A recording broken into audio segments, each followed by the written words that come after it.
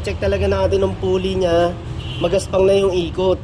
Kaya lalo pagka umaandar yan, lalong mas maingay ang mangyayari sa ano natin, start natin ng makina lalo sa umaga, rinig natin yung ugong or parang kumakalansing. Yun ang isang nagiging problema natin dyan.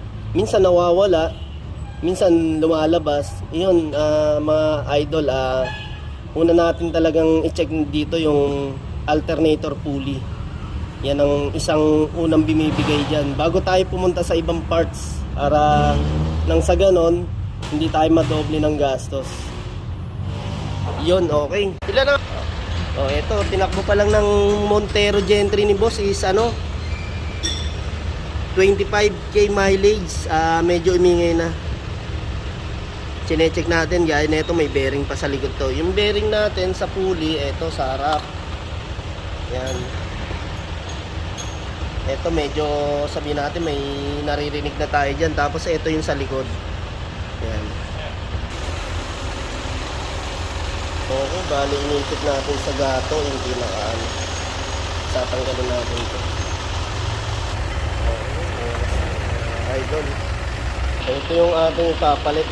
Koyo brand din, Japan. Boss, ikutin mo nga lang to, boss. Para ikutin mo lang. Ayan, idol, para malaman natin kung magaspang siya, ikutin natin na ganyan. Yun, ramdam na ramdam yung vibration ng pulley. Okay. Ayan. Inilagay nating alambre. Okay, yun. Tinanggal na yung ating pinakalak ng carbon to. Lagyan natin sa loob.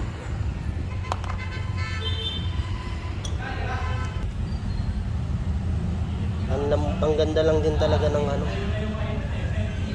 ikot niya. Okay, start na natin. Kung wala nang ingay. Ang baba ng tinakbo ng Montero ni boss, 22,000 kilometers. Nagkaroon agad ng ingay lalo sa umaga. Pag malamig pa ang makina, doon lumalabas yung ingay. Kaya pinalitan agad natin yung yung pulley ng alternator. Isa sa pinagmumula ng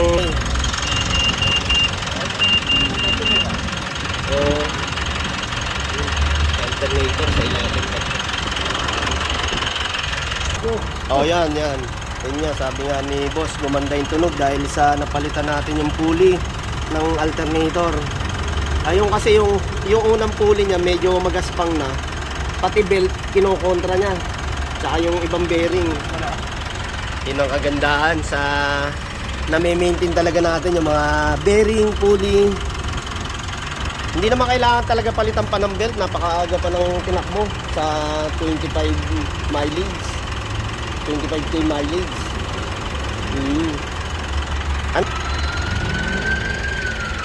Yun, ito si bossing natin. Highly recommended. Ayun. Yan si Idol. Galing pa to sila Paliches. Yan, napunta rito sa akin kay